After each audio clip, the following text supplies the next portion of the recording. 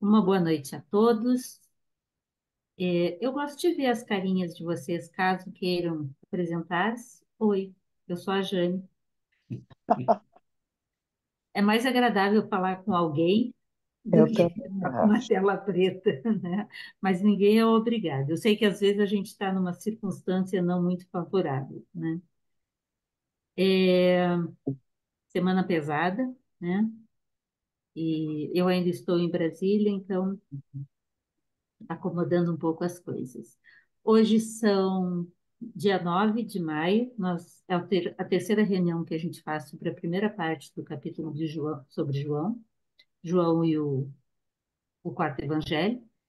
E hoje ele entra um pouco mais com mais dados acerca da relação entre o evangelho de João e os manuscritos do Mar Morto, mostrando vários autores bem conhecidos, a maioria dos quais trabalhou lá no início da descoberta dos manuscritos, com os textos.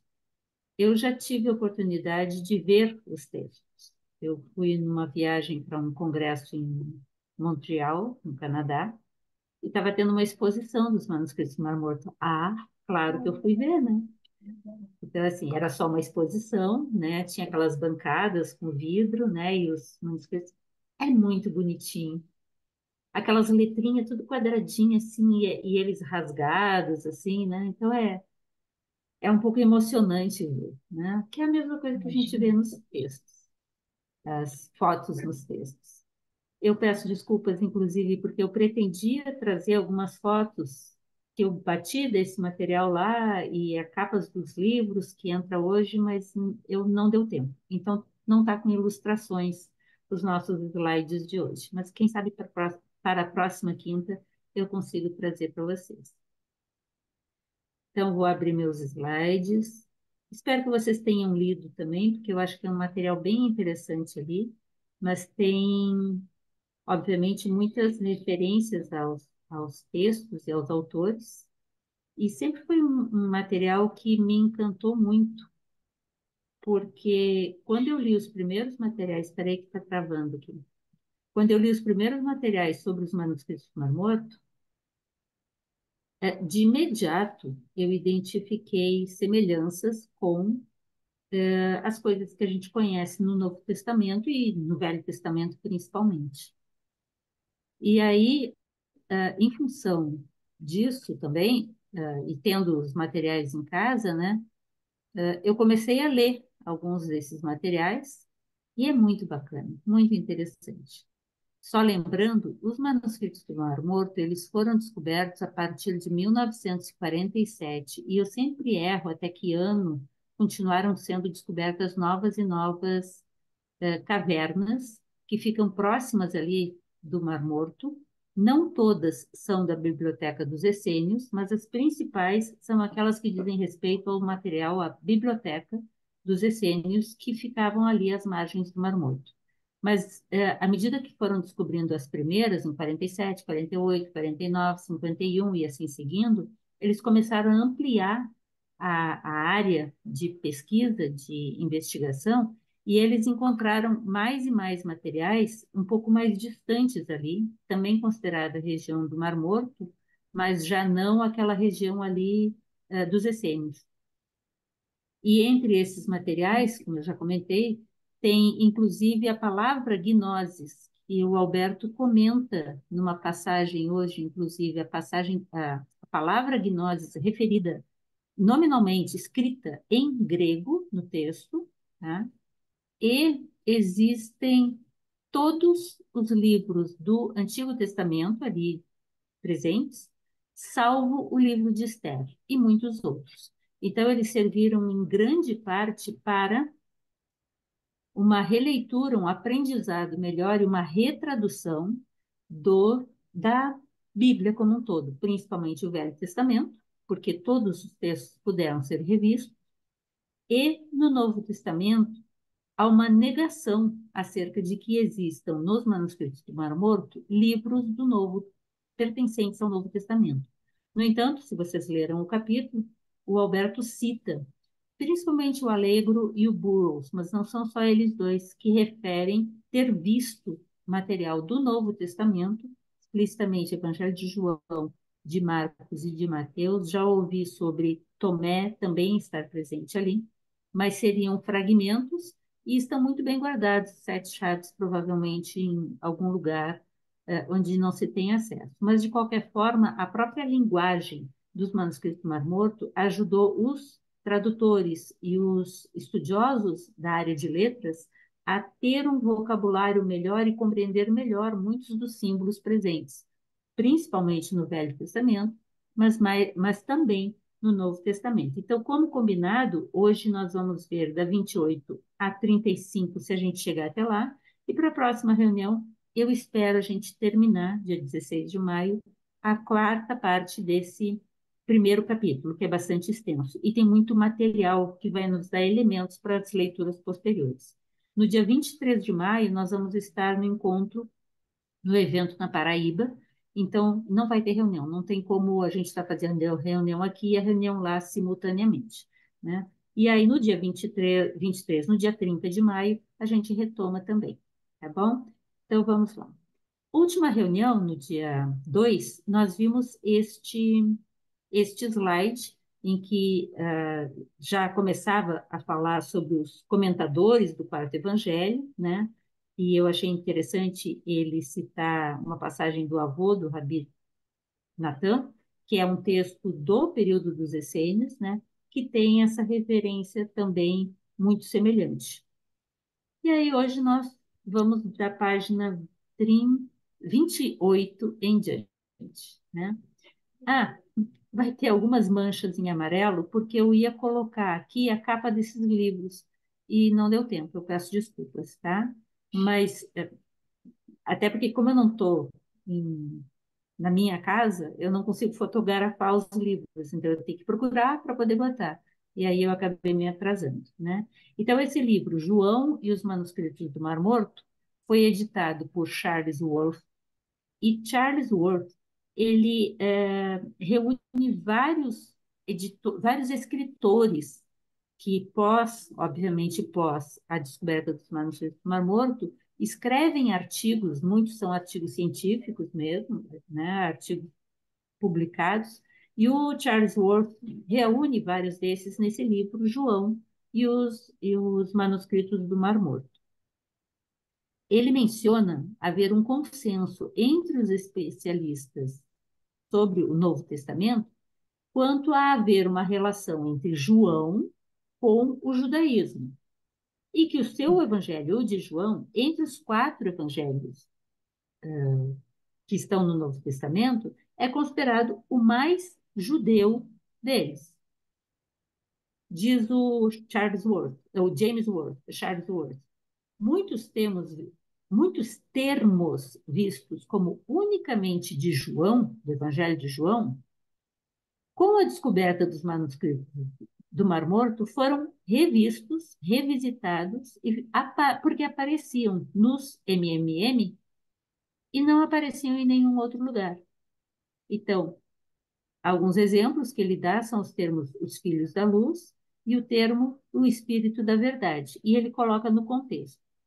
O Evangelho de João teria sido influenciado pela linguagem simbólica dos manuscritos do Mar Morto. É bem interessante porque o Alberto vai citar vários autores dizendo essa mesma questão, de que aparentemente são os manuscritos do Mar Morto que influenciaram o Evangelho de João. E eu já adianto que posteriormente o Paulo, quando escreve, também em Paulo aparecem palavras que estão nos manuscritos do Mar Morto, no Evangelho de João e em nenhum outro lugar. Então, há uma conexão muito forte aí que nos leva a uma série de reflexões. O Raymond Brown, esse eu consegui botar a capa aqui, né?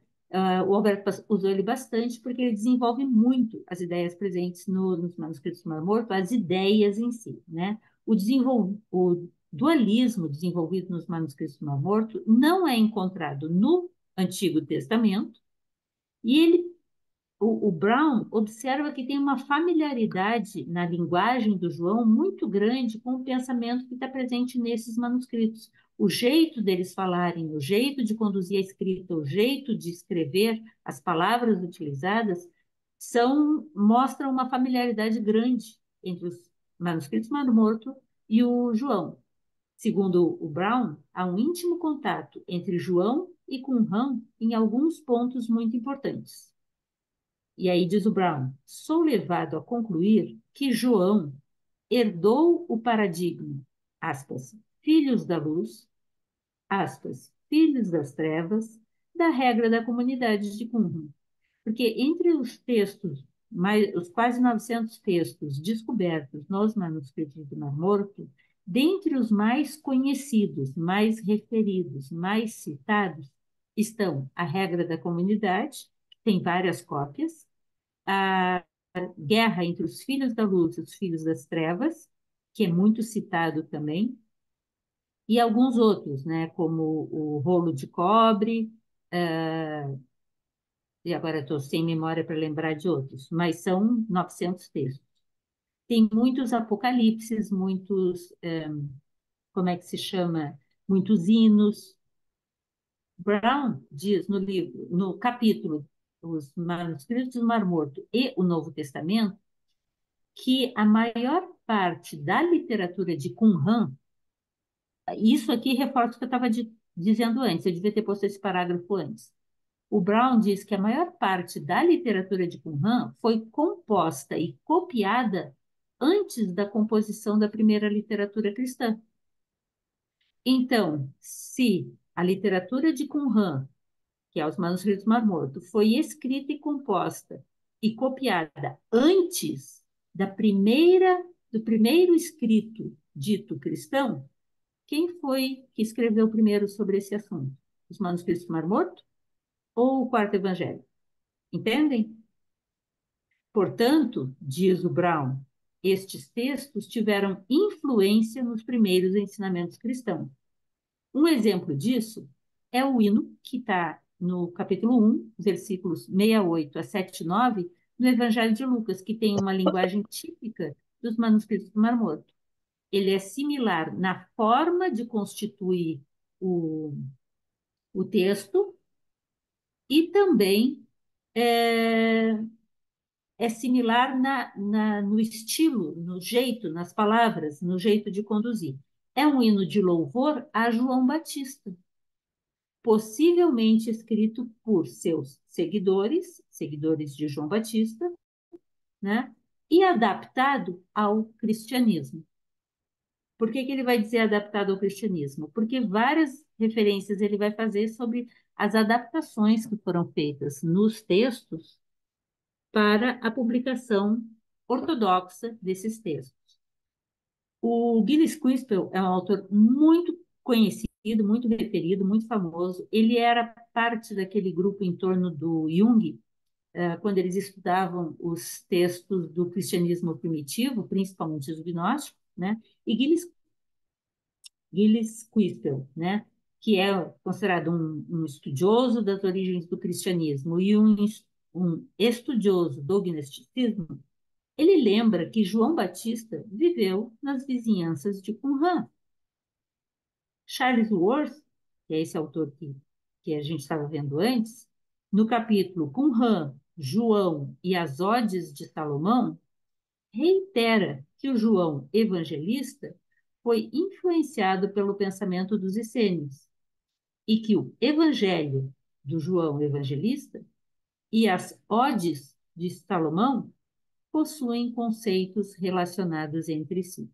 Lembrando que as Odes de Salomão estão presentes, algumas parcelas delas, em um capítulo comentando as Odes de Salomão, no livro do Bardesanes ou do Tiago?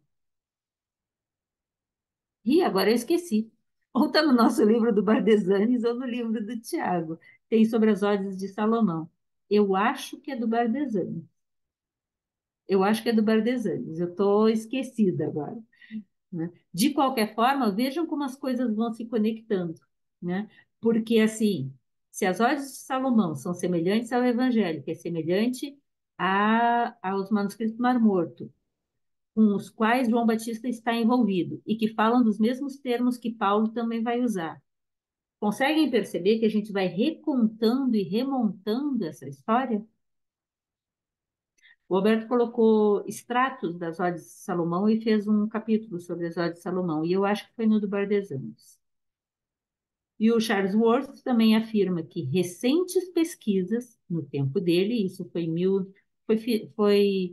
1980, mais ou menos, recentes pesquisas descobriram que as odes são devedoras em muitas passagens para com os essênios. Ou seja, as odes de Salomão, e eu me lembro porque eu li esse material, elas usam o mesmo linguajar dos hinos que tem nos manuscritos do Mar Morto, que são atribuídos aos essênios, né? É apropriado procurar a relação entre Qumran, João e as odes. O Charles Worth recomenda, né? Vamos procurar se há uma relação entre Qumran, João e as odes de Salomão.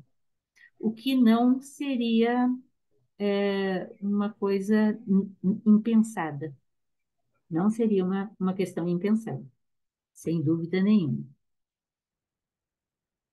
Então, também um outro autor que escreve nesse livro do Charles Worth, escreve o capítulo Luz sobre alguns aspectos da teologia joanina provenientes de Qumran, né?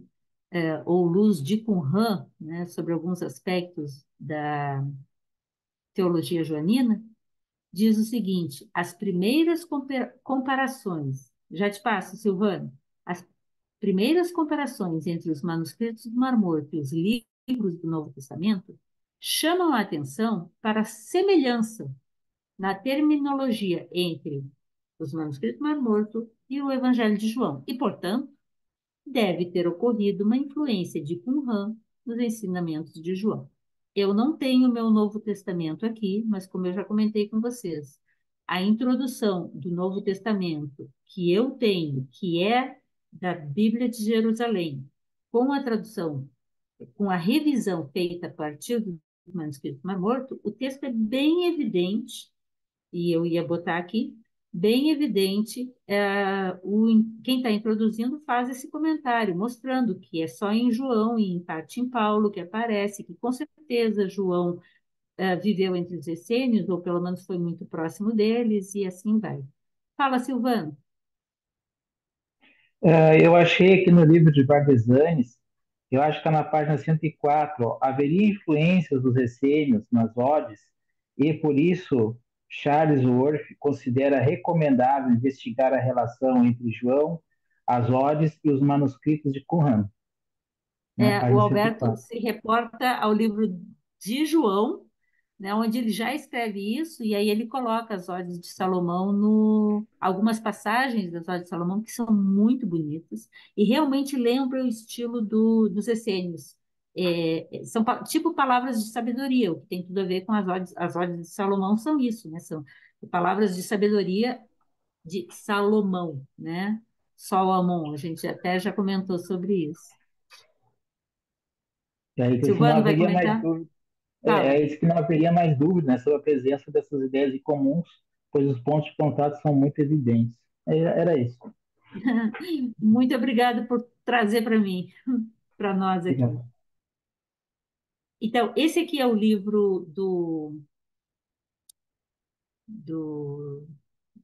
esse aqui, o Evangelho segundo João, né, do Raymond Brown, sobre as várias etapas. Eu achei muito interessante isso. A proposta que ele faz, as várias etapas de elaboração do texto, o Evangelho de João, desde o texto original de João, que teria sido escrito por João, até o Evangelho como nós o conhecemos hoje, o Evangelho que está na Bíblia, o Evangelho que está no Novo Testamento, que seria de um autor eclesiástico, né? Isso segundo Brown.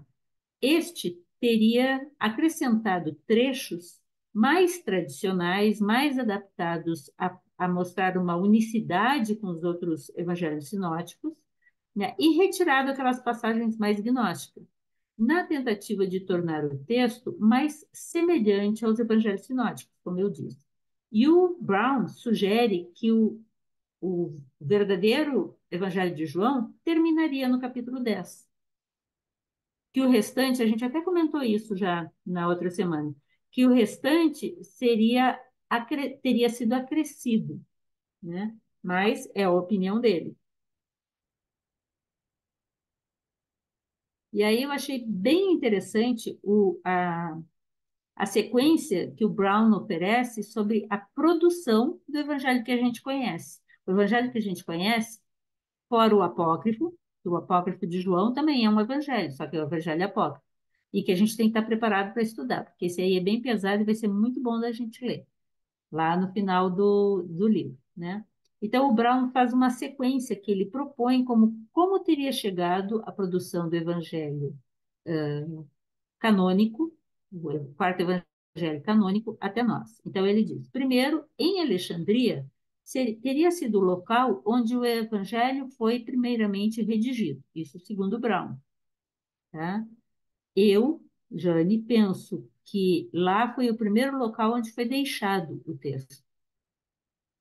E João, eu creio que João já tinha feito o seu texto, o seu prólogo, na verdade, né, que é o texto que é mais atribuído a ele, e quando eles fugiram para a Gália e depois para a Bretanha, né, eles passaram primeiro por Alexandria. Então, e Alexandria teria sido onde o evangelho foi deixado, e aí foi redigido na forma básica, original, que permitiu chegar ao evangelho como a gente tem hoje. Isso teria sido feito dentro da escola de filo-judeu, que a gente já viu várias referências aqui no capítulo, como as mensagens, a forma de falar, os exemplos do filo-judeu são muito semelhantes, o palavreado, a terminologia, ao quarto evangelho, né?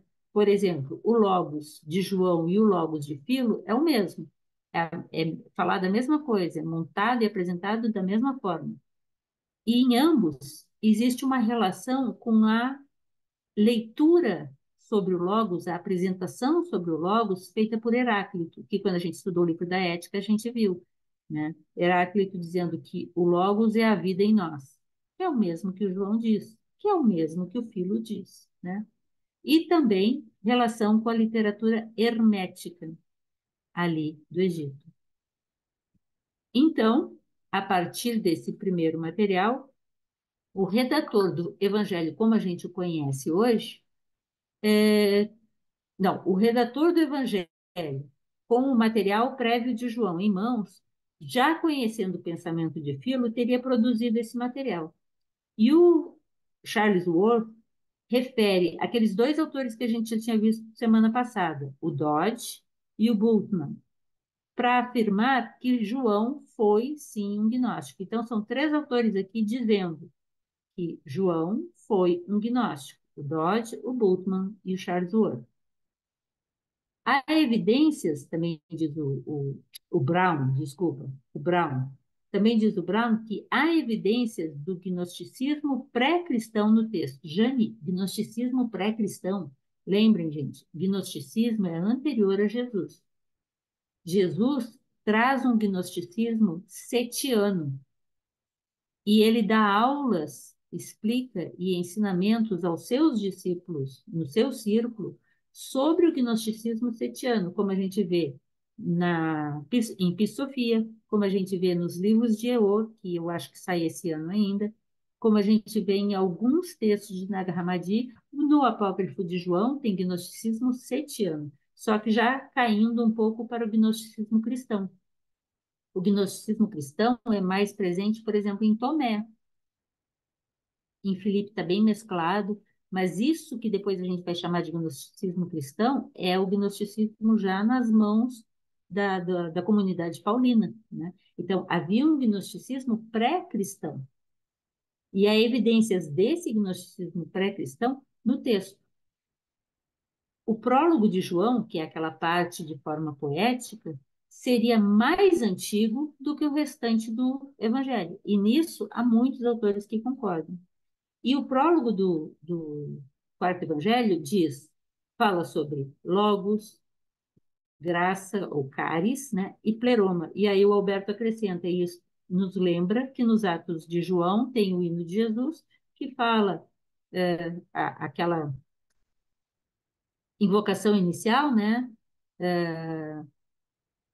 Vai citar essas forças ao longo dele, vai citar, né?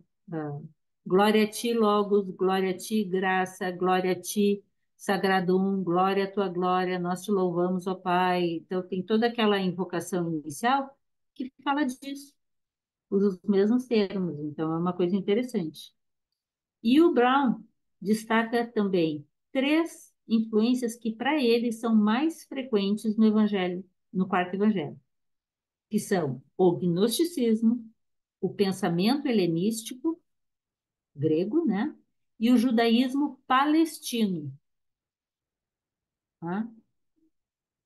Só que aí ele ressalta que vários, ele diz assim, várias escolas ainda falam do gnosticismo judaico e dos textos essênios de Qumran como sendo influências para a produção do quarto evangelho. Então, um exemplo dessas influências seria João citar o Targum. Targum é a Bíblia aramaica, né? O Targum da Palestina, que é a Bíblia aramaica. Que também há paralelos entre João e Qumran, que demonstram essa familiaridade de João com a literatura de Qumran.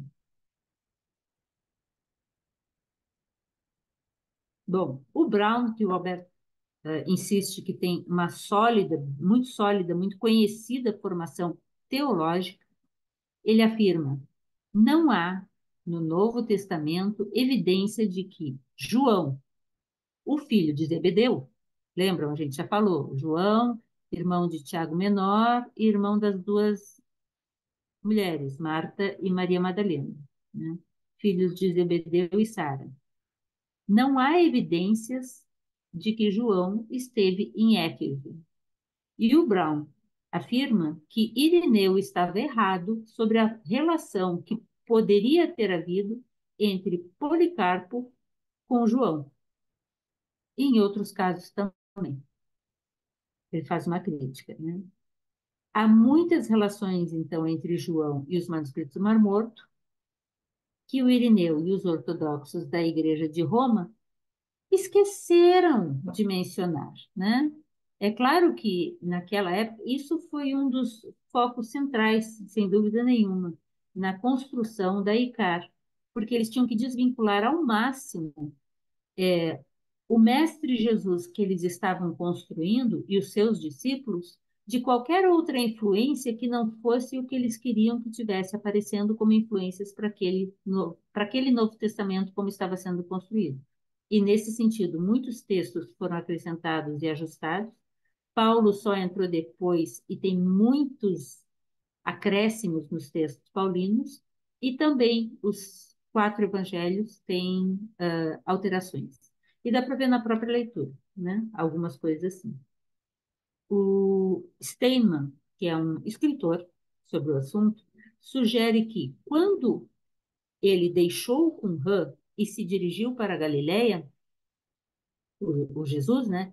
Quando Jesus deixou Qumran e se dirigiu para a Galileia, Jesus foi seguido por alguns discípulos de João Batista.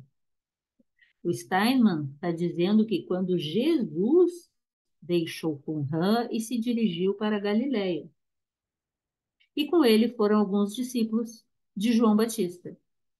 E é interessante, vocês lembram que a história conta que Jesus chega lá na beira do Mar da Galileia e história, o texto, né? E, e alguns pescadores, né? Que eram discípulos de João Batista, vêm com ele, chegam com ele. E entre eles, João, o evangelista.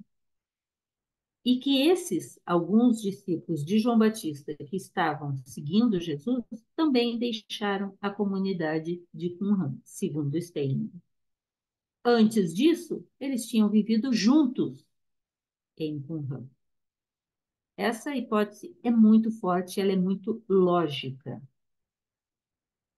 Joubert, no livro Leituras do Evangelho segundo Leituras do Quarto Evangelho, né? Leituras do Evangelho segundo João, Afirmo, o Evangelho de João é o único a dizer explicitamente que os primeiros discípulos de Jesus vieram a ele do círculo de Batista.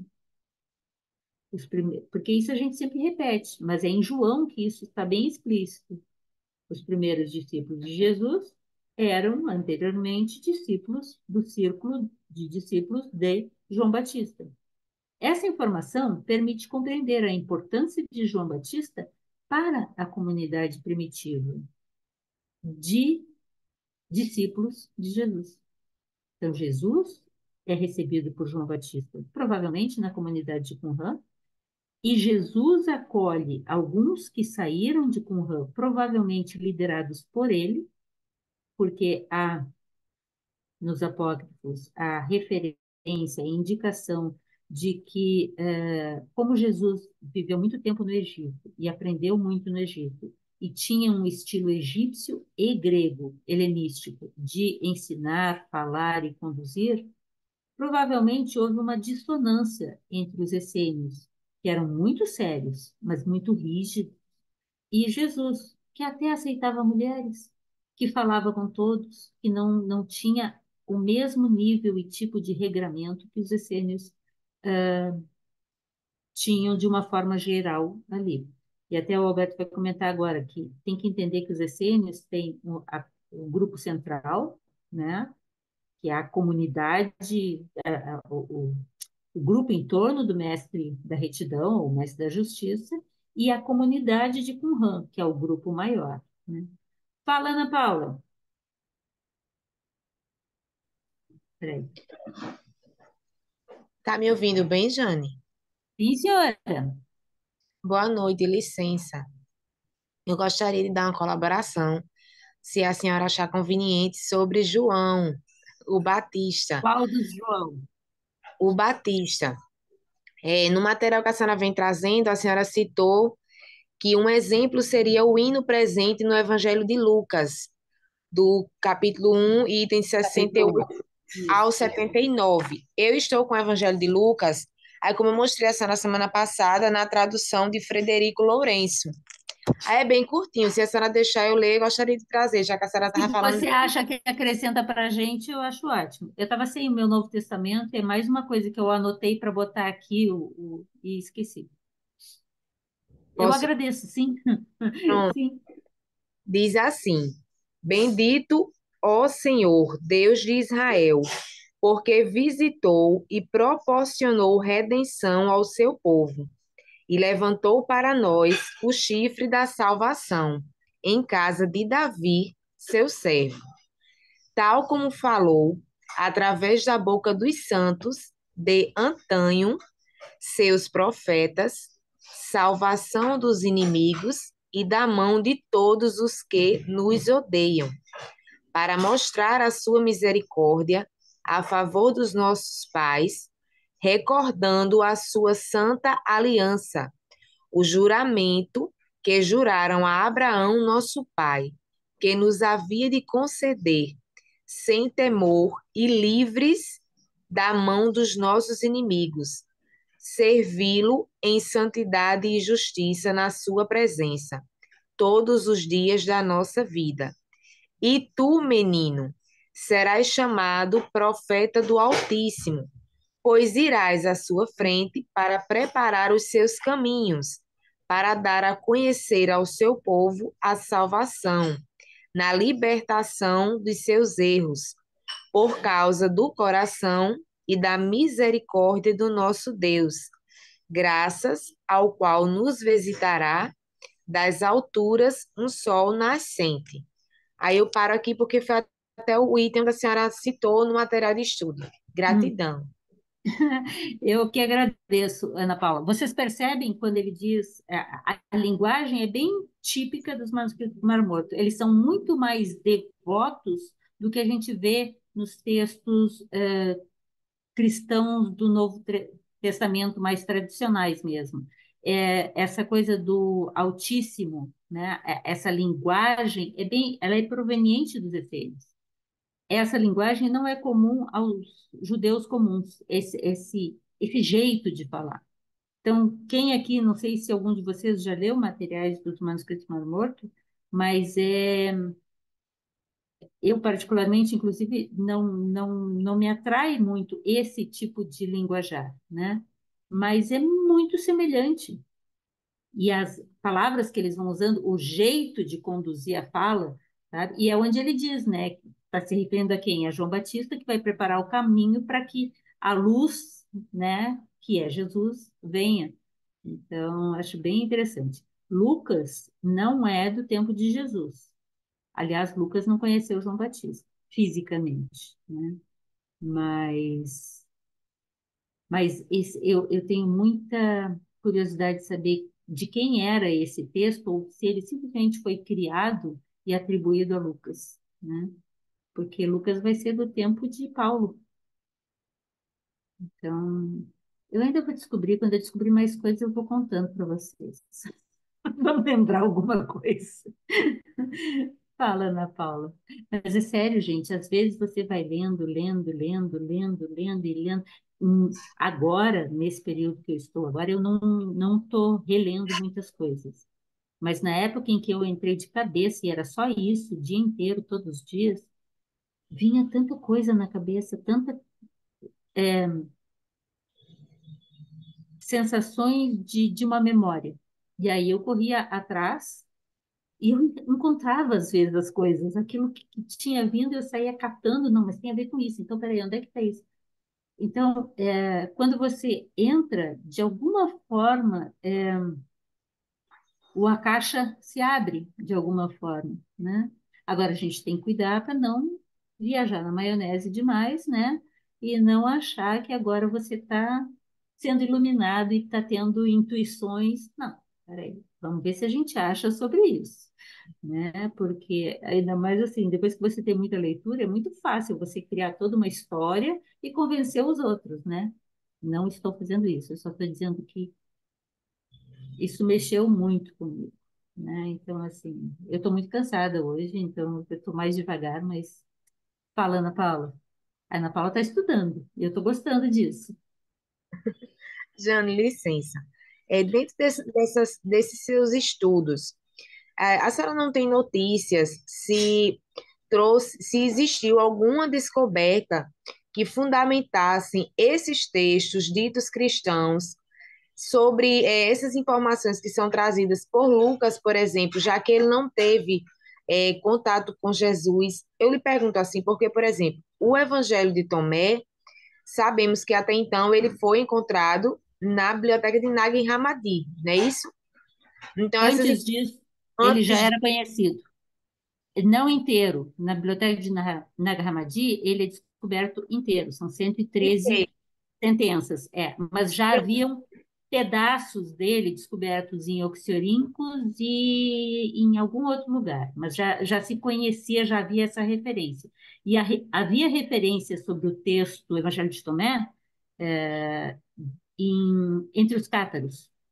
Os cátaros tinham textos atribuídos a Tomé. Muito provavelmente o Evangelho de Tomé era um deles. Nesse caso, só se deu o conhecimento para uma população de uma forma mais geral dessas 113 sentenças a partir do descoberto em 1945.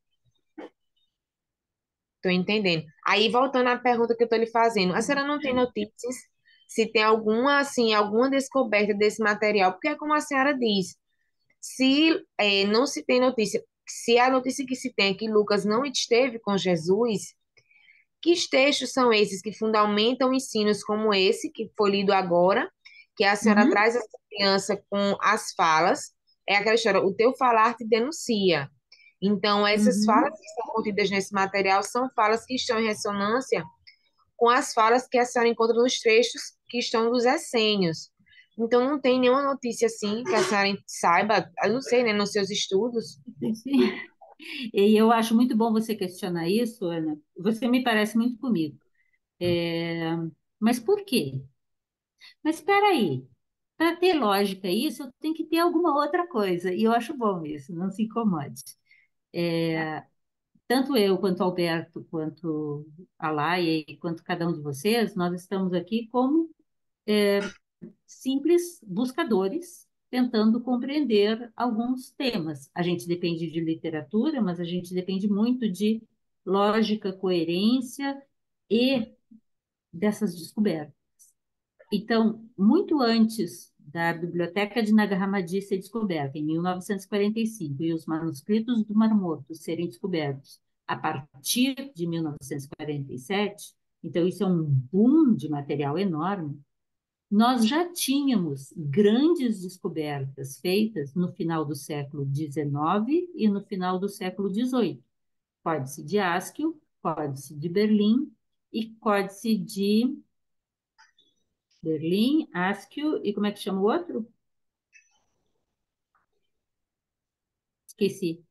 E o Códice de Bruce. Bruce. Tá, o Códice de Bruce, Askew e Berlim, né? Askew é Episofia, Bruce são os livros de Eo e o Apocalipse Sem Título. E o Códice de Berlim tem o Apócrifo de João, que foi redescoberto em Nag Hammadi. O Evangelho de Maria Madalena, que não foi descoberto em Nag Hammadi, muita gente diz isso, mas não estava em Nag Hammadi, o Evangelho de Maria Madalena, mas a linguagem dele é absolutamente coerente e só encontra paralelo mesmo em Cristo e Sofia, que é o Códice de Askew, e na Biblioteca de Nag Hammadi. Também o Sofia de Jesus no Cristo, o Cristo, que é um texto que eu particularmente gosto muito e que, na minha opinião, isso é só uma opinião, ele retrata um momento de reunião de Jesus com seus discípulos anterior à Episofia, porque parece que ele está introduzindo as temáticas e depois ele vem em cima em Episofia, aí sim comentando os livros de Eo, que são bem complexos, e é com o que Alberto e Alaia estão trabalhando nesse momento para publicar. E o Códice o Códice de Bruce é exatamente esses livros de Eo, que é a melhor ilustração, na minha opinião, do gnosticismo setiano. É um material muito difícil, tá? A gente não tem condições de traduzi-lo e referenciá-lo e ilustrá-lo, explicá-lo totalmente, não tem, tá? A gente está à procura de tudo que a gente encontrou sobre pesquisadores que estão trabalhando com esses materiais são muito poucos. O melhor que existe é Carl Schmitt, do século passado. Estamos usando o material dele, mas assim, é um material muito complexo, então a gente vai fazer uma introdução a esse material, mas ele vai estar muito relacionado com Pisofia, que é o Códice de Askew, e com o Evangelho de Madalena e o Apócrifo de João e Sofia de Jesus do Cristo. E tudo isso, e aí respondo a tua questão, Ana Paula, todo esse material que já era conhecido, tem mais material, mas esse material, que são grandes descobertas, já conhecido, ele foi, vamos dizer, carimbado como sim, é verdade. Porque agora a gente ainda descobriu uma biblioteca com 51 ou 52 textos, conforme a contagem, que falam das mesmas coisas. Apesar de que na biblioteca de Nag Hammadi tem até pedaços da República de Platão, tem alguns outros materiais que não são exatamente gnosticismo, né? Mas é pouca coisa que não é gnosticismo. Então, quando você encontra em diferentes locais materiais muito semelhantes, inclusive alguns que são o mesmo, um reforça o outro, não é uma invenção solta. E tem mais uma coisa que talvez para a maioria de vocês não seja conhecido. Quando eu estava estudando os apócrifos, eu escrevi um texto, na verdade, eu montei um curso de introdução ao gnosticismo que eu nunca ministrei, mas estava guardado. E eu comecei a procurar tudo que era apócrifo bom, né, que tinha. E mais de 100 textos existem, antigos, soltos, picados. Então, pedaços do Evangelho de Maria Madalena, pedaços do Evangelho de Tomé. Tem os textos da infância, tem vários atos gnósticos variados, tem muitos materiais picados ou psiorhíncos, que também é no Egito. Foi um local onde eles encontraram muitos restos de materiais que vão dando sustentação à existência real desses textos, desses materiais e desses ensinamentos, porque em diferentes locais encontraram materiais com a mesma linguagem, com os mesmos textos, traduções diversas, de um mesmo tempo, falando as mesmas coisas. Então, isso dá uma sustentabilidade maior para a existência desse material. Eu sei que eu estou falando muito, mas dá para entender onde é que eu estou tentando chegar? Eles se confirmam por essa conjugação que vai se fazendo, observando o linguajar de um, o linguajar de outro, o tempo de um, o tempo de outro, e a forma como conversa. Então, certamente, quando a ICAR foi formada, ela se baseou em materiais que as comunidades tinham acesso. Não dava para ignorar um João, porque um João era muito conhecido, não dava para ignorar um Paulo, porque Paulo era muito conhecido. E assim, Mateus e Lucas e Marcos. Só que Lucas e Marcos são do tempo de Paulo. Mas, Jane, por que que tu diz isso? Porque historicamente é isso. Você, pensem comigo, eu acho que eu já disse isso. Eu já passo a palavra para a Denise. Denise, desculpa. Mas vocês já leram Paulo, provavelmente. E Paulo é um apaixonado por Jesus. Paulo fala de Jesus e dos ensinamentos dele assim com uma paixão e transmite o que Jesus ensina. Agora me diga, do jeito que Paulo viajava, mesmo sem avião, né? Vocês acham que ele não teria ido conhecer Jesus se fosse no mesmo tempo? Ia ficar só falando por meio do que ele ouviu falar? Não tinha WhatsApp naquele tempo, não tinha redes sociais para trocar ideia, nem mandar telefone, nem telégrafo, né? Então, assim, se eles fossem do mesmo tempo, porque Paulo é bem datado, Jesus é que não é bem datado, mas Paulo é bem datado. Se eles fossem do mesmo tempo, Paulo teria corrido atrás. Aí o que que fazem? Queimam o Paulo no início da sua vida para que ele não tivesse interesse em Jesus quando ele nasceu. Pois olha, ele cedinho, ele tinha em torno de 15 anos, entre 14 e 15 anos, quando ele vai para Tiana, Paulo de Tarso, Tiana, como é aquela outra cidade? É a cidade onde tinha os estudos. Gente, a minha memória está um caos hoje. Estou muito cansada. Eu não tenho dormido de noite, desculpem. Mas eles vão juntos, Apolo e Paulo, estudar, liderados por, não é, é Barnabé, por Barnabé. Barnabé leva os dois jovens para estudar eu não estou lembrando, mas que é ali na Turquia, um pouquinho acima de Antioquia, e depois eles vão para Antioquia, a partir de onde aqueles em torno de Barnabé, desses dois estudantes jovens, e de outros que ali viviam, vão começar a ser chamados de cristãos. Nessa época, Jesus estaria por lá ainda. E se já tivesse morrido Jesus, segundo a história, Paulo teria ido buscar conhecer o João Evangelista, o Tiago, os que ficaram, né? Os discípulos de Jesus que estariam lá ainda. Tiago, segundo a Igreja Católica tradicional, morreu crucificado em Jerusalém, como bispo de Jerusalém. Não existia bispo. Ele saiu de Jerusalém e ele não ia ficar lá se o seu próprio líder foi morto. Não faz sentido. Não faz sentido. Mas tudo bem, estou me estendendo demais. Desculpa. A Denise vai nos explicar agora. Vamos lá, Denise. Não, não. Eu acho que o que você falou, eu estou aqui bebendo o que você falou, porque é uma verdadeira aula de história. Eu só queria que você me confirmasse se é possível nós afirmarmos que todos os caminhos levam aos essênios, a Todos, escola de depende de qual. sabedoria,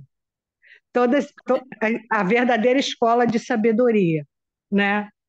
Até Uhum. gnóstica, porque se eles citam aqui no livro as Odes de Salomão, João Batista, que foi o mestre de retidão, e os quatro evangelistas. João Ele não foi? Batista não foi o mestre de retidão. Não foi?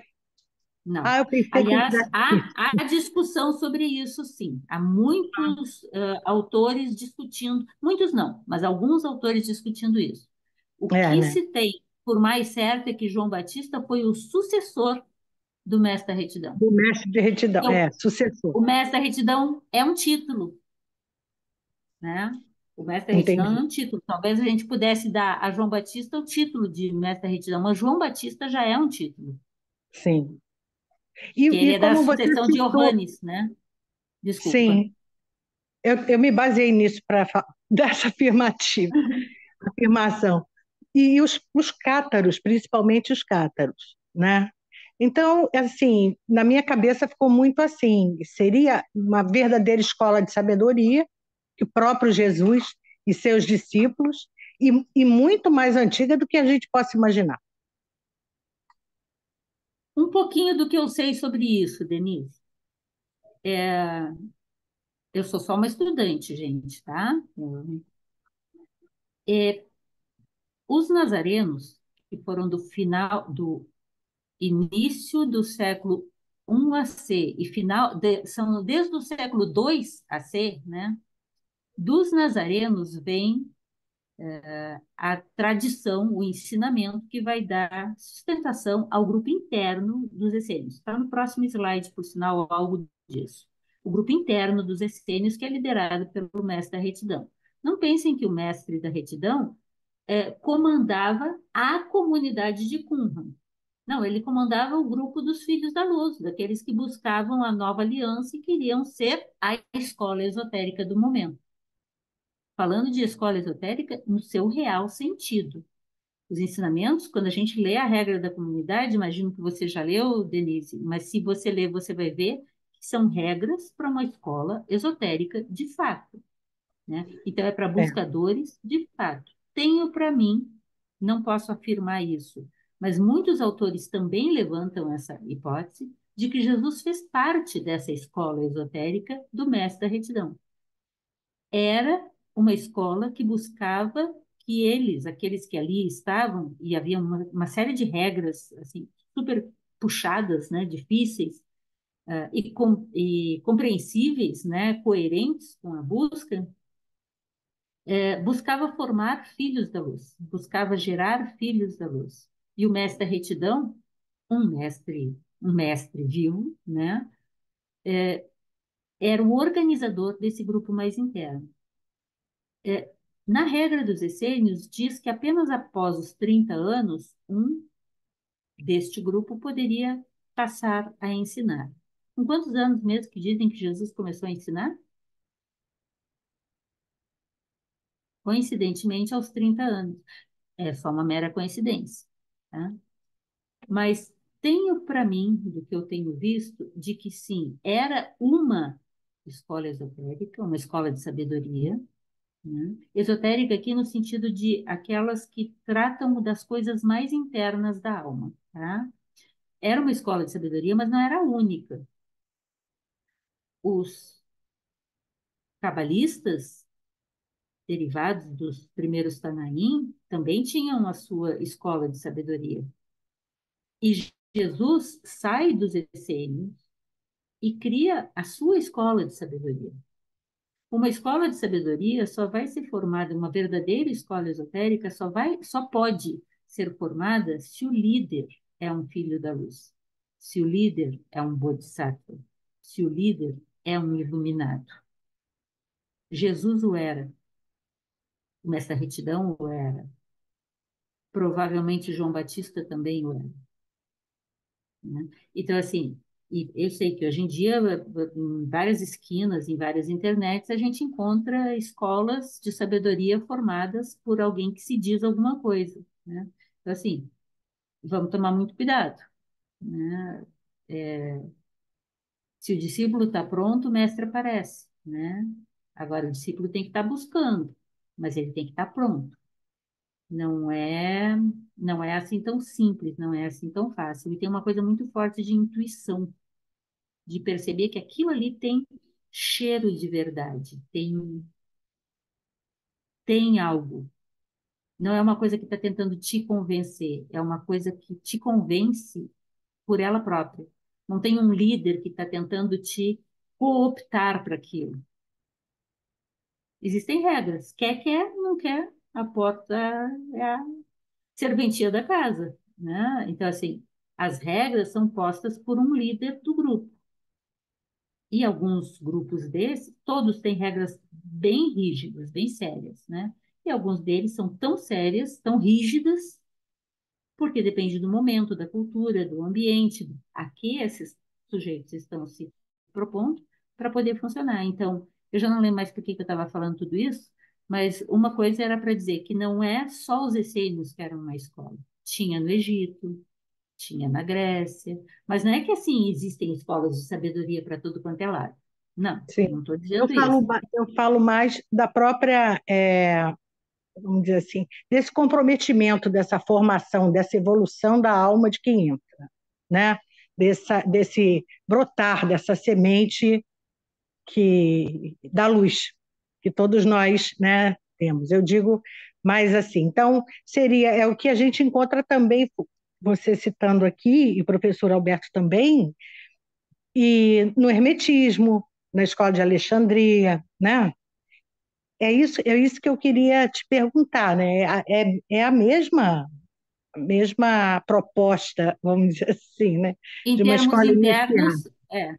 Sim, Em termos internos, eu diria que sim, sim, é, porque se nós somos uma humanidade, não faz sentido a gente pensar que essas algumas escolas, porque não são muitas, né? Essas algumas linhagens, elas podem ter palavras diferentes, ritos diferentes, livros diferentes, mas o ensinamento em si tem que ser o mesmo, porque a tem que ser o humanidade mesmo, é uma só. né? Sim, Só que num lugar vai ser chamado entendi. Logos, no outro vai ser chamado Atman, no outro vai ser chamado Alaya, no outro vai ser, Sim. né? E aí a Não, gente isso vai sim. pescando. Você desculpa, eu só insisti, é só porque aqui está falando do discurso do evangelho que parece com essa influência essênio e tal, e tal, e tal. Entendeu?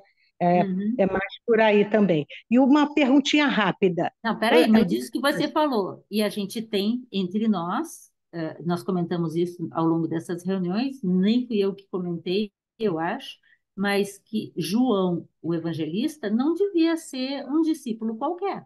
Não, bom, sim, eu disse que João, o evangelista, é considerado um dos mais elevados discípulos de Jesus. sim, Então, sim, assim, em ele não sendo um qualquer, provavelmente ele está em uma dessas escolas. sim. Ele não É, é um iniciante no caminho, entendi, entendi, né? E aí o teu entendi. raciocínio, para mim, faz total sentido.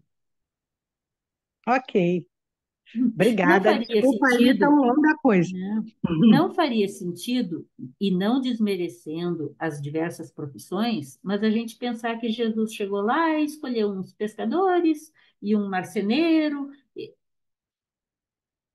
Aliás, em Psofia ele explica diferente disso. Está desligado, Denise. Em Psofia ele diz ele, como anjo Gabriel, chamou aqueles discípulos que João Batista já tinha ido e era para eles irem também. Não é nessa forma que ele fala, mas quando a gente estudar Psofia, a gente vai ver isso sendo falado. E Psofia nunca foi contestada. Isso eu acho muito Com interessante também. certeza.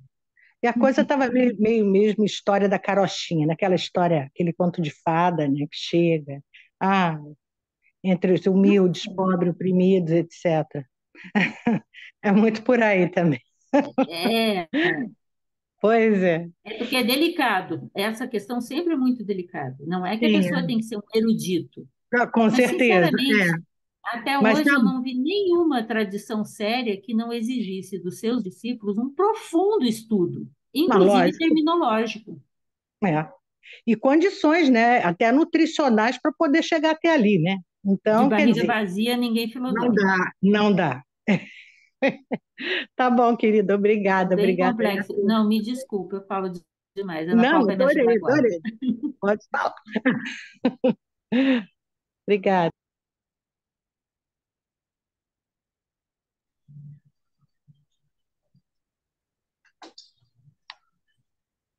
Oi, Ana Paula. Licença, Jane. Trazer uma contribuição dentro do que a colega trouxe e dentro do que a senhora também falou para a gente poder pensar. Certa vez eu ouvi um estudioso falar sobre esse material, sobre essa questão dessa influência que é trazido em alguns materiais que os essênios trazem para João, e ele questionava assim: sendo João um mestre, será que João também não contribuiu para os essênios de alguma forma, com as suas influências, diante de todo eu vou trazer bagagem, porque é a palavra que me chega nesse momento, diante Uhum. de toda essa bagagem espiritual que esse ser divino traz. porque não desmerecendo os outros discípulos, isso foi uma fala que eu já trouxe em outro momento, mas João, ele é chamado para essa experiência mais interna, mais íntima. Então, ele, pelo menos para mim, ele traz esse desabrochar maior, que proporciona um exemplo de modificação, vamos dizer assim, interna, que eu não vou dizer nem, eu digo uma modificação interna por aquilo que o material já trouxe dessa experiência mística que é relatada nos estudos que João vivenciou. Uhum. Mas aí eu até me pergunto assim, né? Dessa experiência, dessa graduação que ele se dá, se ele não influenciou essa comunidade. Aí eu trago assim, não como uma verdade absoluta, mas algo para a gente poder se questionar, pensar se não Aham. dessa maneira, de não ficarmos apenas presos, e aí eu digo assim, mas também com as ressalvas, porque eu sei que os materiais que a senhora vem trazendo, que Alberto traz nos livros, são materiais que são que vocês vêm estudando há muito tempo. E é como a senhora falou, Ó, são 40 anos. pronto, e são fontes que se casam nessas informações. Então, eu poder também pensar se João não influenciou de alguma maneira os essênios e a Uhum. comunidade de Wuhan, Você tá? já trouxe essa questão da outra vez, e eu não acho ela incoerente, não. Mas, historicamente pensando, né, e lendo os materiais, a mim me parece que ele pode, sim, por ser uma grande alma, ter influenciado de alguma forma os essênios. Mas quando a gente conhece a estrutura dos essênios e a força da liderança, a força imposta pelo próprio grupo para a liderança, eu sinto que João foi um discípulo ali naquele grupo, que aprendeu com aquele grupo, mas pode, eu não acho o teu pensamento, a tua reflexão incompatível. Pode ter influenciado os essênios, mas eu acho que os essênios já eram muito antigos e muito fortes. Bom, mas Jesus era mais novo e influenciou, mas Jesus não foi influenciar dentro dos essênios. As influências, ninguém questiona isso. Os essênios têm influência em Jesus, porque muitas das falas de Jesus se reportam a personagens dos essênios. Agora, nunca vi alguém falar que os essênios estavam copiando coisas de Jesus. Então, a mim, e eu posso estar enganada, parece mais coerente pensar de ambos, de Jesus e de João, que eles tenham bebido nessa esplêndida fonte que são os essênios. Mas que, como é que é chamado os ensinamentos de Jesus e desse grupo? A Boa Nova. Evangelho significa Boa Nova. Então, eles renovaram aquilo que os essênios tinham. Eles usam a base essênia, eles usam o gnosticismo setiano, eles usam literatura helenista e eles criam um novo modo, um novo jeito, uma nova linguagem. Onde é que me incomoda muito? Que possivelmente, se alguns personagens que vão dar origem a Icar não tivessem feito o trabalho muito bem feito que fizeram, por isso que a Icar é tão forte e conseguiu derrubar os outros, porque os grupos não não ortodoxos, os grupos que não são Icar, eram muito maior número do que Icar, mas ela foi forte, ela tinha a força das armas também, né? A força do poder político também. Né? À toa que as igrejas são ao lado da casa do governador, né? Então, assim, ela foi muito competente, mas ela acabou atrapalhando, e isso você, Ana Paula, e vários aqui têm trazido. Puxa, mas por que que a gente não conheceu essa história? Onde é que tem isso que vocês estão trazendo aí e que eu nunca ouvi falar? Eu gosto da palavra de Jesus. Quem tem olhos para ver, que veja. Quem tem ouvidos para ouvir, que ouça. Porque quando eu fui fazer a primeira comunhão, eu só assisti uma reunião e eu enchi de perguntas. A mãe disse, não, deixa para lá. Porque É, não é que tudo a gente tem resposta, mas eu acho que isso que acho que era a Denise que estava falando, essa busca, ela vem de dentro, ela não é uma busca como eu tenho na universidade, e a gente estimula os estudantes a ter uma busca intelectual por compreensão. Mas essa busca de escola de sabedoria é por uma compreensão gnóstica, não uma compreensão epistemológica. É diferente. Não é saber as coisas, mas eu preciso saber as coisas para que eu possa compreender internamente, de alma, mais do que só saber falar sobre o assunto, né? E aí seria ótimo se a gente tivesse iluminado isso aqui nos ajudando, mas por enquanto eu sinto muito, tem só nós, tá? Então a gente vai seguindo aqui como pode. Mas eu não acredito muito nessa hipótese, Ana, mas não acho ela impossível. Só acho que João era novo naquele momento. Já João Batista eu acho que influenciou, porque João Batista era mais velho. E naquela e em outras tradições também, né? Nesses contextos culturais, a palavra dos mais velhos pesa muito. Aquele que é um dos motivos porque Jesus deve ter levado uns supapos, né? Ô menino, tu acha o quê? Nem fez 30 anos ainda, tá querendo dar piteco? Né? Tô brincando, gente. Mas assim, eu me coloco naquele contexto. Naquele contexto, mulher não dá piteco e menores de 30 anos não têm direito a estudar a cabala, que dirá ensinar sobre. Mas Jesus, segundo os relatos, desde jovem, ele já buscava isso e reclamava dos vendedores de alma, né? Os cobradores que utilizavam o templo, na verdade, ele está dizendo assim, usavam os ensinamentos mais profundos para barganhar poder, coisa que não acontece hoje em dia, né? Muito. Fala, Odair.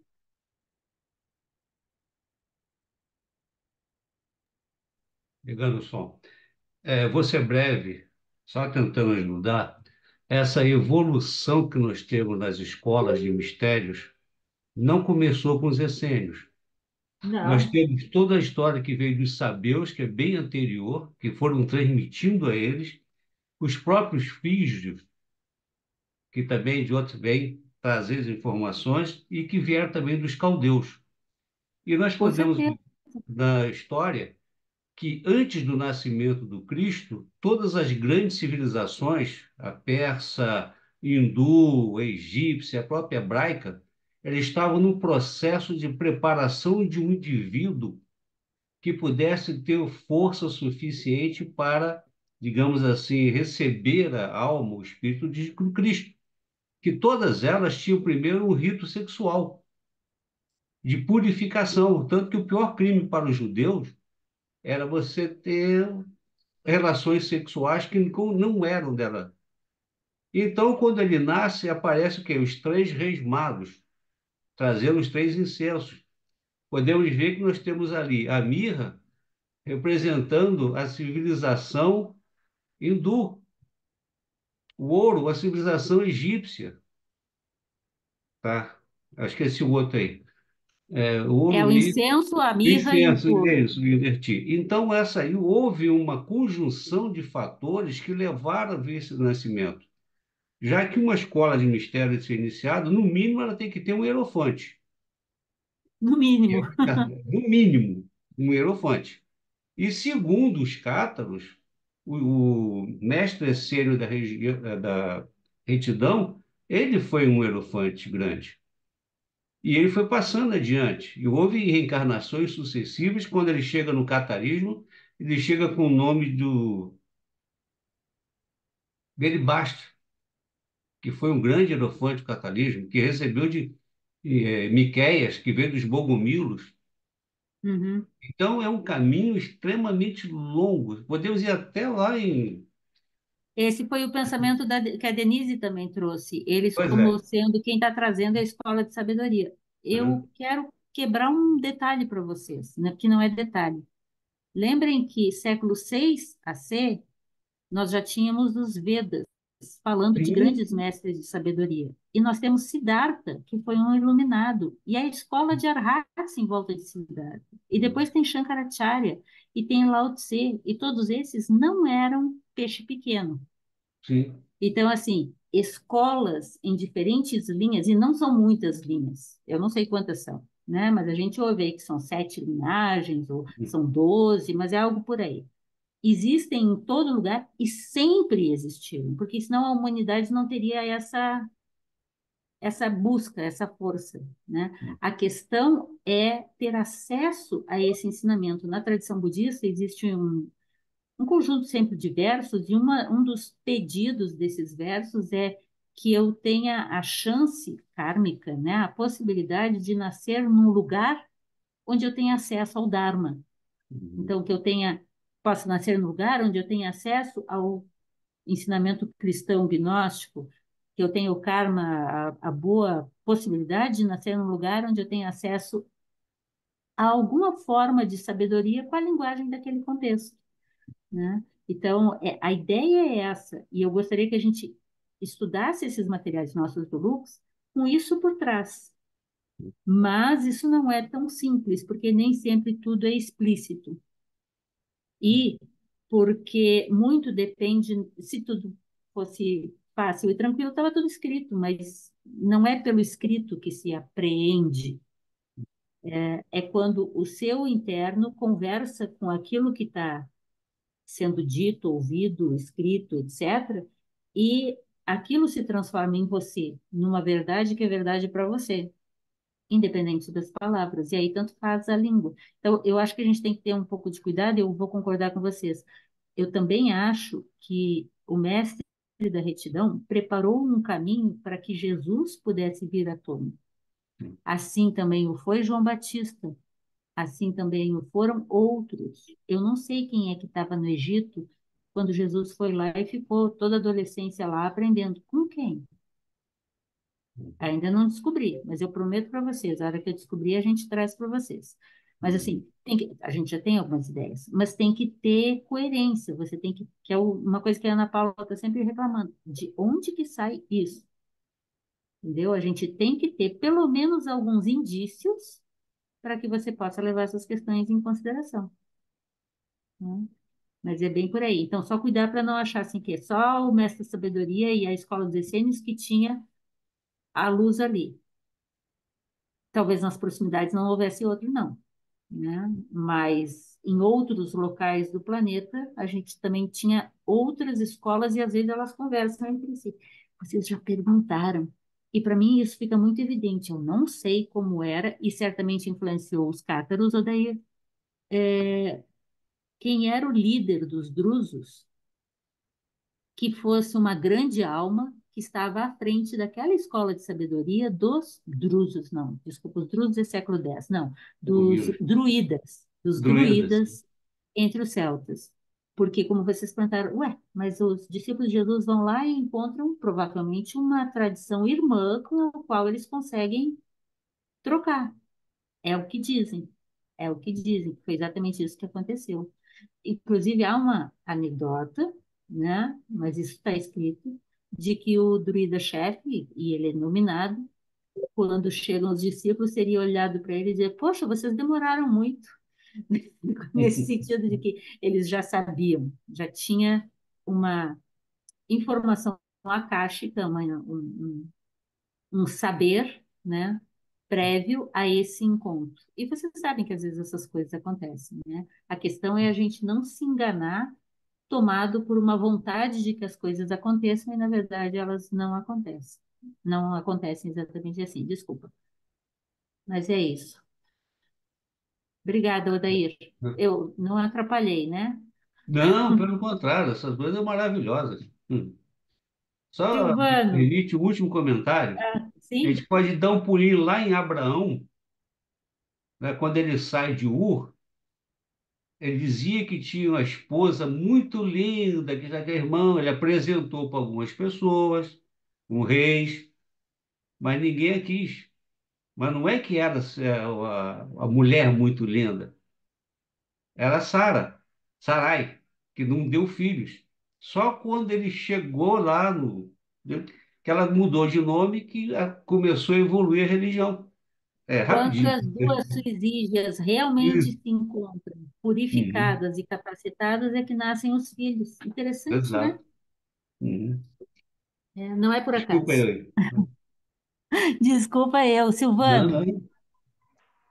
Bom, a gente já falou ali um pouquinho do Bardesanes, a gente está falando das influências de outras escolas, e você também falou, Jane, que a gente é uma humanidade que poderia ter uma contribuição de outros lugares, né? Eu estava lendo aqui a filosofia dos rishis da Índia, do Alberto, e ele faz aqui, né, Eu amo umas esse livro. citações. Estou louca para chegar É, nele. será que Demócrito, que no mundo grego foi amigo de Pitágoras, inclusive escreveu uma biografia de Pitágoras e que se isolava para praticar meditação, segundo relatos bibliográficos, estabeleceu alguma conexão com a filosofia Nyaya? Será que ele levou um texto Nyaya até Atenas, onde esteve? Há muitos mistérios ainda revelados para a nossa filosofia, história da filosofia. Aí na outra página, essa é na 107, na página 109, ele fala que é uma investigação séria e cuidadosa das melhores fontes indianas nos dá a convicção sobre o fato de que a Nyaya Sutras ser anterior ao período em que Aristóteles viveu e escreveu. Podemos pensar na hipótese de Aristóteles ter tido acesso a algum texto em Nyaya antes de escrever seus textos, seus livros. Mais uma vez surge uma pergunta: será que Alexandre o Grande levou um Ele presente aí vai para comentar que Alexandre o Grande teria levado materiais dali, exatamente, sobre a escola Nyaya, os Nyaya Sutras, né, que na verdade, o Aristóteles fala daquele mesmo assunto. É, Ele você falou está até que o mostrando Alexandre que o teria Alberto já levado. coloca essas coisas, né? Tem. É, e eu acho bem possível que tem tantos termos, tantas ideias que a gente pode associar, né? Fazer um paralelo.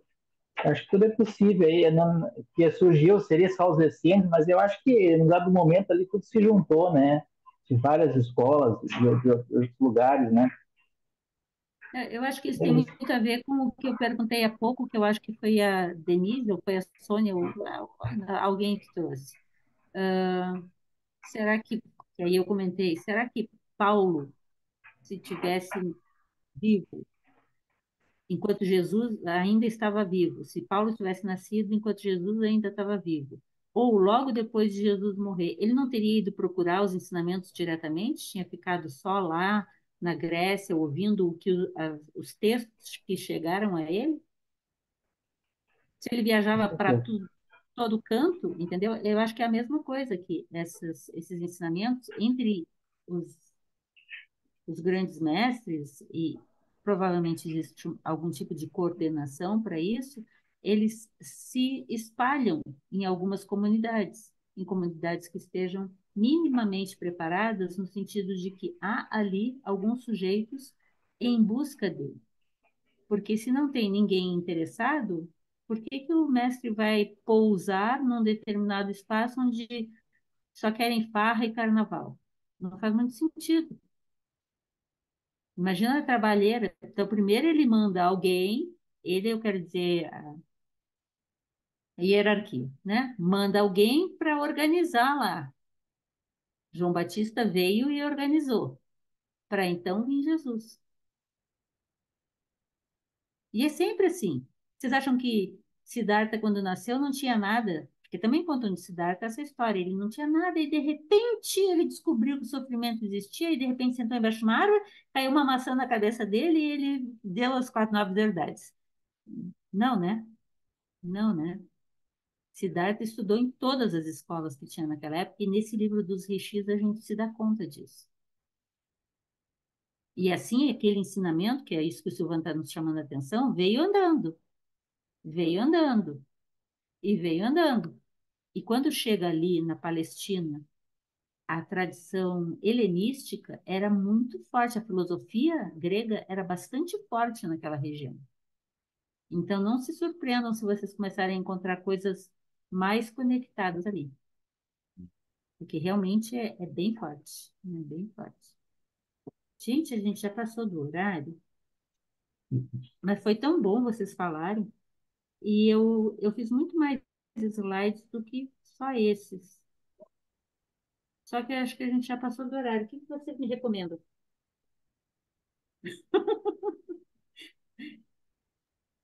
Esse. Eu adorei a tua pouca memória. Ai, mas eu realmente estou com pouca memória. Ah, mas tá Cansaço maravilhosa essa tua pouca memória. é porque vocês não me conheceram antes. O pessoal ficava A parado assim. digressão histórica, não, a digressão histórica e correlação que tu Ah, fazes, mas é que eu eu sei. fico, Eu sei. Se sim, tiver isso aí tá, oportunidade. isso é intrínseco, mas tá lindo, muito obrigada.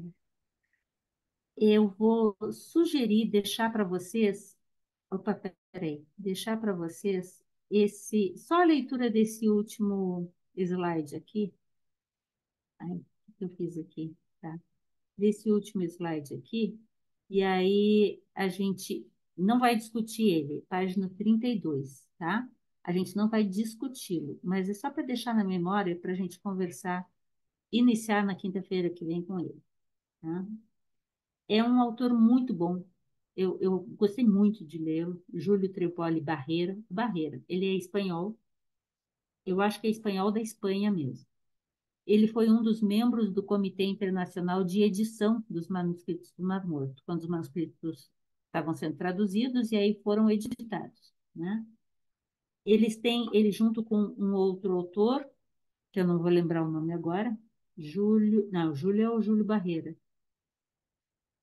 Eles escreveram esse livro, é grossão assim, Os Homens de Qumran. São dois livros, Os Textos de Qumran e Os Homens de Qumran. Nos Homens de Qumran, o Barreira escreve os textos de Qumran e o Novo Testamento, falando sobre o Evangelho de João, e ele diz: esse Evangelho, esse, só para deixar vocês para a próxima reunião, tá? Esse Evangelho reúne e integra elementos de origem muito diversa, provenientes de textos de Qumran, da apocalíptica judaica, da literatura sapiencial, do midrash rabínico, do misticismo das Rekaló e de textos gnósticos. Esse é o Barreira falando. É possível, diz ele, que esse evangelho parta de um ensinamento oral esotérico. Né? Eu queria trazer porque vai responder a muita coisa que a gente discutiu agora. Comparável ao ensinamento oral esotérico da Academia de Platão. Comparável no sentido de que é uma outra escola. O dualismo ético e escatológico, que é expresso no Evangelho de João, através dessa oposição luz e trevas, encontra evidentes paralelos no dualismo ético presente em Qumran, mais nesse dualismo presente nos textos essênios do que em outras ideias da época, ou mesmo do corpus hermético. O Evangelho de João aplica os qualificativos anjo, príncipe da luz e espírito da verdade, que conduz, o espírito da verdade é o que conduz os filhos da luz, a Jesus. Ele aplica esses qualificativos a Jesus, a luz do mundo e verdade, e ao Paráclito, o espírito da verdade. Onde mais tem esse tipo de linguagem? Nos manuscritos Mar Morto. A expressão filhos da luz ou filho das trevas não é encontrada no Antigo Testamento, nem na literatura rabínica. Isto torna ainda mais atrativo o paralelo com Qumran. O Evangelho de João fala de a luz resplandece nas trevas, fala da luz do mundo e fala de uma batalha entre luz e trevas. Tudo isso tem nos manuscritos de Qumran. E os autores não sabiam de onde vinham essas coisas. Então, o Barreira e o colega dele, que eu não estou lembrando o nome agora, mas a próxima reunião eu já vou estar em casa, eu posso trazer até os livros na mão.